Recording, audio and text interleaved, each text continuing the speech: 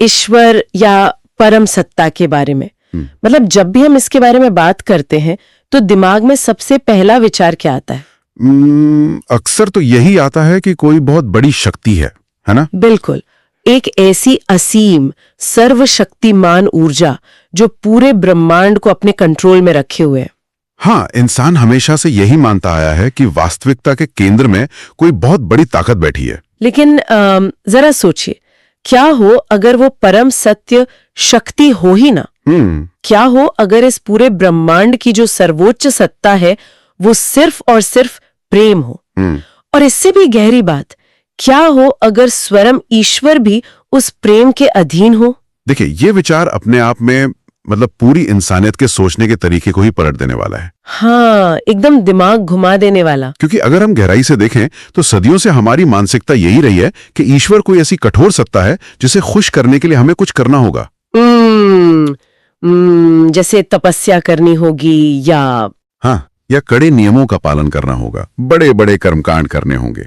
इंसान अपनी जो खुद की नियंत्रण करने की चाहत है ना, उसे ईश्वर पर थोप देता है। बिल्कुल सही कहा। लेकिन जब आप शक्ति की जगह प्रेम को सर्वोच्च मान लेते हैं तो ये पूरा लेन देन का जो समीकरण है वो ध्वस्त हो जाता है। क्योंकि प्रेम में नियंत्रण तो होता नहीं, वहां सिर्फ समर्पण होता है। और आज के इस गहरे विश्लेषण में हम ठीक इसी वैचारिक क्रांति की परतों को खोलने वाले हैं। जी। हमारे पास अल्पेश शाह द्वारा किया गया एक बेहद विस्तृत और बहुत गहन शोध है। ये शोध हमें 15वीं शताब्दी में ले जाता है। बहुत ही महत्वपूर्ण समय था वो। बिल्कुल।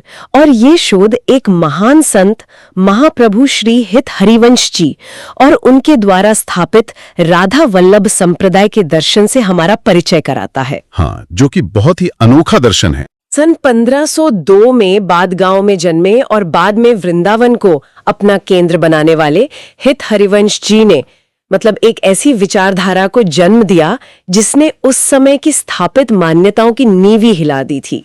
और इस शोध की सबसे खास बात जो मुझे लगती है वो ये है कि ये किसी खोखले किताबी ज्ञान या सिर्फ बाहरी पूजा पाठ की बात नहीं करता। ये दर्शन दिखाता है कि कैसे अहंकार के विघटन के माध्यम से ही, यानी अपना वजूद मिटाने के माध्यम से, बिल्कुल, इंसान के खुद के वजूद और उसकी जो मैं है उसके मिट जाने से ही उस परम सत्य तक पहुंचा जा सकता है। ये एक विशुद्ध मनोवैज्ञानिक और अस्तित्वगत मार्ग है। तो इस विचार के मूल में चलते हैं। जब हम ये कहते हैं कि हित हरिवंश जी का मार्ग विद्रोही था, तो हमें उस समय के बाकी विचारों को भी तो समझना होगा, है ना? एकदम सही, क्योंकि बिना बैकग्राउंड के हम इसकी अहमियत नहीं समझ सकते। अगर हम स्रोतों पर नजर डालें तो उस दौर में कई प्रमुख विचारधाराएं चलन में थीं, जैसे आदि शंकराचार्य का अद्वैत दर्शन। हाँ, अद्वैत दर्शन जो ये मानता था कि ज्ञान ही सर्वोच्च है। मतलब उनका मार्ग बुद्धि और विवेक के जरिए ब्रह्म को पहचानने का था। सही। दूसरी ओर वल्लभाचार्य जी का मार्ग था, जहां उन्होंने कृष्ण को ही परब्रह्म मानकर उनकी भक्ति पर जोर दिया।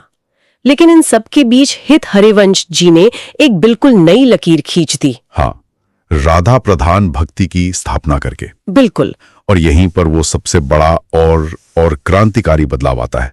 देखिए, अद्वैत दर्शन जहां इंसान को ये सिखाता है कि सत्य को विश्लेषित करो, उसे समझो, वहीं हित हरिवंशी का दर्शन कहता है कि सत्य को समझने की कोशिश ही व्यर्थ है। अरे हाँ, उनके दर्शन में कृष्ण सर्वोच्च सत्ता नहीं है।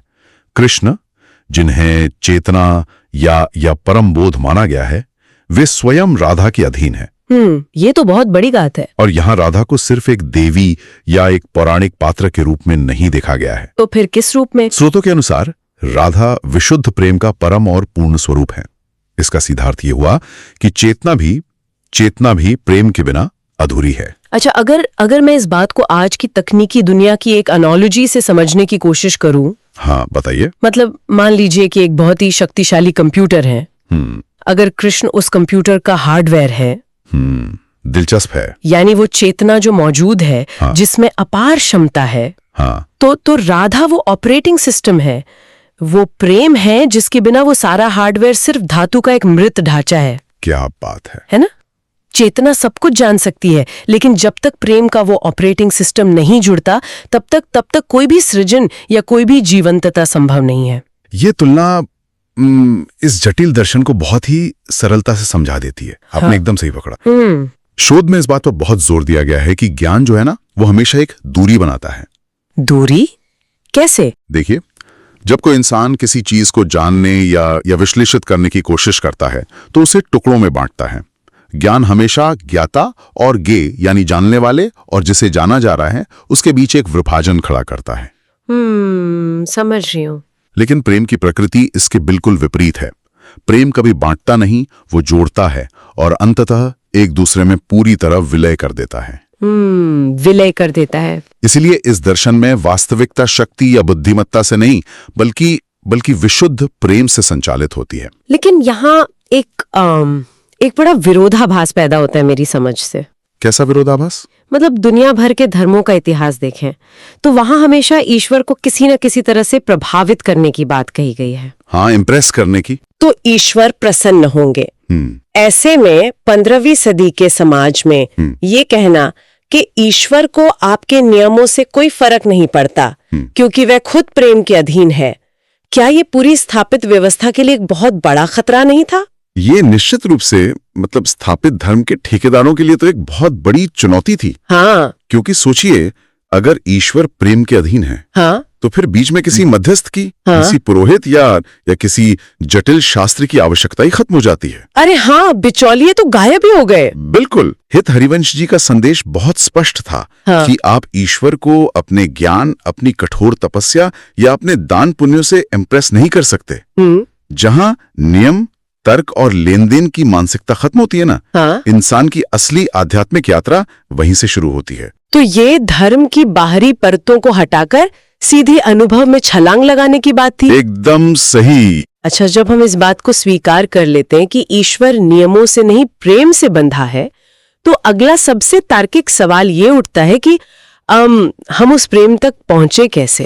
यही सबसे बड़ा सवाल है। क्योंकि स्रोतों के अनुसार इसका रास्ता किसी जंगल में जाकर ध्यान लगाने से नहीं जाता, बल्कि हमारे भीतर मौजूद सबसे बड़ी मनोवैज्ञानिक बाधा को मिटाने से होकर जाता है। और वो बाधा है मनुष्य का अहंकार।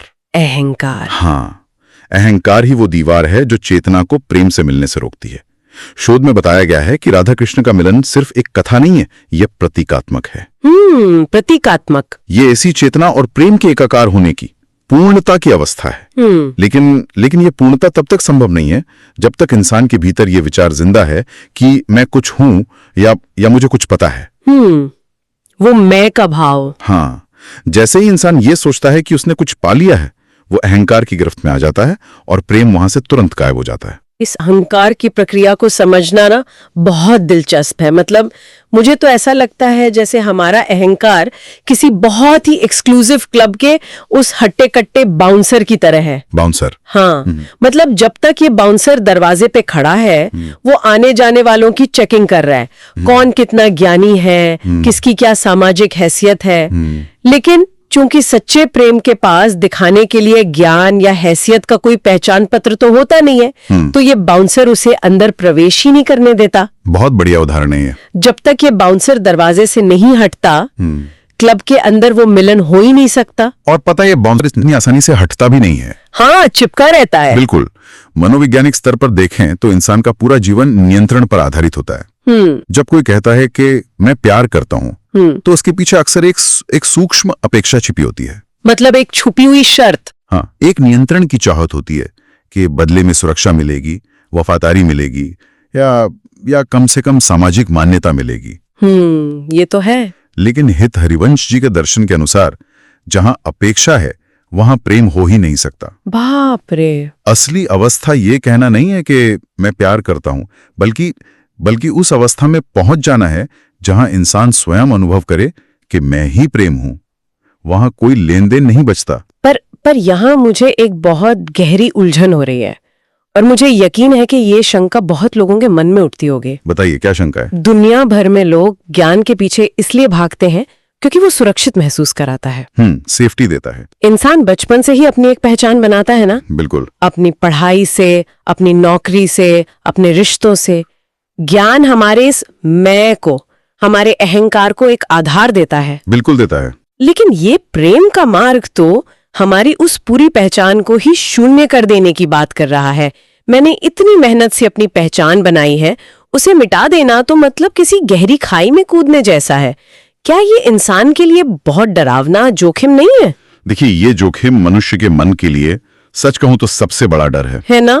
इंसान मौत से उतना नहीं डरता जितना अपनी पहचान खोने से डरता है। इसीलिए जैसा कि शोध स्पष्ट करता है, लोग अक्सर ज्ञान और बाहरी कर्मकांडों का रास्ता चुनते हैं। हजारों पन्नों के शास्त्र पढ़ लेना या रोज घंटों मंत्रों का जाप करना, ये आसान है। आसान है? हाँ, क्योंकि ये सब करने के बाद भी इंसान का अहंकार पूरी तरह सुरक्षित रहता है। अच्छा। बल्कि वो अहंकार और बड़ा हो जाता है कि अरे मैं कितना बड़ा ज्ञानी हूँ या मैं कितना धार्मिक हूँ।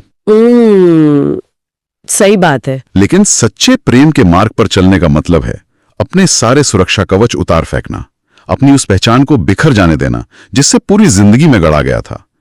ये सच में डरावना है, बहुत डरावना है। लेकिन यही वो एकमात्र बिंदु है जहां से वास्तविक स्वतंत्रता की शुरुआत होती है। और शायद इसी डर से पार पाने के लिए हित हरिवंशी ने कोई भारी भरकम और जटिल दर्शन शास्त्र की किताब नहीं लिखी। बिल्कुल नहीं। इस डरावने रास्ते पर एक आम इंसान का हाथ पकड़ने के लिए उन्होंने ब्रज भाषा में 84 पदों का एक बेहद सुरीला संग्रह गाया, जिसे हित 84 के नाम से जाना जाता है। हाँ, हित 84। स्रोतों के अनुसार ये कोई नियमों की किताब या मैनुअल नहीं है, बल्कि ये खुद को मिटाने और प्रेम में समर्पित होने का एक ब्लूप्रिंट है। और इस ग्रंथ का निर्माण ही कुछ इस तरह हुआ है कि ये इंसान के अवचेतन मन पर सीधा प्रहार करता है, सबकॉन्शियस पर। हाँ, इसे सिर्फ तोते की तरह रटने के लिए नहीं रचा गया था।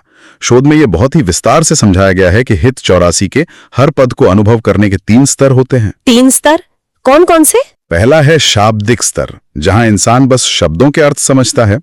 दूसरा है भाव का स्तर, जहां उसके भीतर एक एक भावनात्मक उथल पुथल होती है। और तीसरा सबसे गहरा स्तर है अस्तित्वगत, या जिसे हम एग्जिस्टेंशियल स्तर कहते हैं, जहां उस पद का अर्थ सीधा इंसान के वजूद से टकराता है। इस 3 स्तरों वाली प्रक्रिया के जो उदाहरण स्रोतों में दिए गए ना, वे सच में आंखें खोलने वाले। बिल्कुल। जैसे हित 84 का पहला ही पद ले लीजिए, मनहु मोहन मोहिले। हाँ, मनहु मोहन मोहिले। अगर हम पहले स्तर पर यानी सिर्फ शाब्दिक अर्थ देखें तो ऐसा लगता है कि कोई कह रहा है कि कृष्ण ने मेरे मन को मोह लिया है। ये सिर्फ एक तरह की आकर्षण की बात लगती है। हाँ, लेकिन जब इंसान इस पद की गहराई में उतरता है और इसके अस्तित्वगत स्तर पर पहुंचता है तो ये सिर्फ एक साधारण आकर्षण नहीं रह जाता। तो फिर क्या बन जाता है? इसका वास्तविक अर्थ ये है कि इंसान ने अपनी चेतना का, अपनी इच्छाओं का पूरा नियंत्रण हमेशा के लिए खो दिया है। अरे, ये एक ऐसा क्षण है जहां मैं पूरी तरह से विघटित हो रहा है।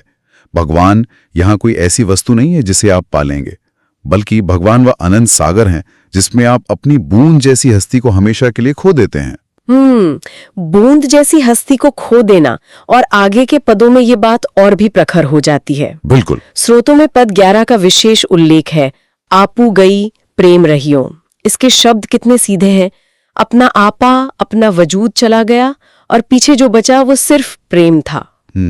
या फिर पद 14 को देखें, जहां मैं तहां तू नहीं। ये तो बहुत ही स्पष्ट है। हाँ, ये तो सीधा विज्ञान के किसी नियम जैसा है कि एक ही जगह पर 2 चीजें एक साथ नहीं रह सकती। एकदम सही। जहां इंसान का अहंकार और उसकी पहचान मौजूद है, वहां उस परम प्रेम का कोई स्थान हो ही नहीं सकता। और इन पदों की यही गहराई है जो श्रोता या पाठक को एक मनोवैज्ञानिक यात्रा पर ले जाती है।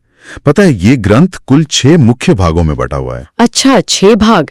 हाँ, ये यात्रा मन की साधारण जागृति से शुरू होती है, फिर ये धीरे धीरे इंसान को उसके अहंकार के विघटन की ओर ले जाती है। इसके बाद एक असीम रस या आनंद का अनुभव होता है। और इस यात्रा का अंत एक ऐसी अवस्था में होता है जिसे हम जीवन मुक्त अवस्था कह सकते हैं। ये एक ऐसी स्थिति है जहां भक्त और भगवान के बीच की हर संभव दूरी मिट जाती है। मतलब कोई फासला नहीं बचता। कोई फासला नहीं। यहां इंसान कोई कर्म करने वाला कर्ता नहीं रह जाता, वो ब्रह्मांड के प्रेम को बहने देने का सिर्फ एक खोखला माध्यम बन जाता है। इन सभी चरणों को देखकर तो ऐसा लगता है जैसे हित हरिवंश जी ने 15वीं सदी में ही एक मनोवैज्ञानिक अनलर्निंग प्रोग्राम तैयार कर दिया था। अनलर्निंग प्रोग्राम, हाँ बिल्कुल। जहां इंसान को कुछ नया सीखना नहीं है, बल्कि उसने अपने बारे में, दुनिया के बारे में जो भी मान्यताएं पाल रखी हैं, उन सबको धीरे धीरे मिटाना है। लेकिन यहाँ एक बहुत स्पष्ट सामाजिक व्यवहार दिखाई देता है मुझे। कैसा व्यवहार? देखिए, शुरुआती पद जहाँ गायन, भजन और भाव की बात करते हैं, वहां तो लोगों की बहुत भीड़ दिखती है। हाँ, वो तो है। लेकिन जैसे जैसे बात लेवल 3 के अस्तित्व को मिटा देने वाले समर्पण तक पहुंचती है ना, लोग पीछे हटने लगते हैं। क्या यही कारण है कि आज भी दुनिया भर में लोग सिर्फ बाहरी पूजा पाठ और कर्मकांडों में उलझे रहते हैं, क्योंकि वे असली समर्पण से घबराते हैं? ये इंसानी स्वभाव का एक बहुत ही सटीक विश्लेषण है। इंसान का मन हर हाल में सुरक्षा और नियंत्रण ढूंढता है। जब कोई व्यक्ति किसी मंदिर में जाता है, दान करता है या कोई अनुष्ठान करता है, तो उसे ये एहसास होता है कि वो कुछ कर रहा है। हाँ, कि मैंने कुछ तो किया। और इस करने के भाव से उसका अहंकार बहुत संतुष्ट रहता है कि देखो मैं कितना धार्मिक और अच्छा इंसान हूं। लेकिन हित हरिवंश जी बहुत ही तीखे शब्दों में इस भ्रम को तोड़ते हैं। उनके अनुसार अगर भीतर प्रेम नहीं है और नियंत्रण छोड़ने का साहस नहीं है, तो आपके सारे मंत्र, सारे अनुष्ठान और सारी बाहरी रस्में बिल्कुल खाली और बेमानी है। बिल्कुल खाली है। अगर इंसान अंदर से असुरक्षित है और चीजों को अपनी मुट्ठी में बांध कर रखना चाहता है, तो चाहे वो कितने ही शास्त्र पढ़ ले, उसकी कोई आध्यात्मिक प्रगति नहीं हो सकती। और यही वो बिंदु है जहां से हमारी चर्चा इस दर्शन के सबसे व्यवहारिक हिस्से की ओर मुड़ती है। कोई भी सोच सकता है कि यार 15वीं सदी के ये रहस्यमयी पद और वजूद मिटाने जैसी भारी भरकम बातें आज के इस आधुनिक कॉरपोरेट और तनावपूर्ण युग में कैसे लागू की जा सकती हैं? बिल्कुल, ये सवाल तो उठेगा ही। लेकिन शोध हमें बहुत ही स्पष्ट और रोजमर्रा के जीवन में काम आने वाले तरीके बताता है। जी। सबसे पहला और महत्वपूर्ण सूत्र तो यही है कि हित हरिवंश जी के अनुसार वृंदावन सिर्फ नक्शे पर मौजूद कोई भौगोलिक स्थान नहीं है जहां किसी को टिकट कटाकर जाना पड़े। ये बहुत ही महत्वपूर्ण बात है। वृंदावन को उन्होंने मन की एक विशेष अवस्था माना है, स्टेट ऑफ माइंड। हाँ, एक इंसान जहां खड़ा है, चाहे वो दुनिया के किसी भी कोने में हो, वो जगह वृंदावन हो सकती है, बशर्ते उसका मन प्रेम और समर्पण की अवस्था में हो। और स्रोतों में इसे जीवन में उतारने के लिए दैनिक प्रयोग भी सुझाए गए हैं। जैसे एक बहुत ही सरल लेकिन गहरी सुबह की साधना।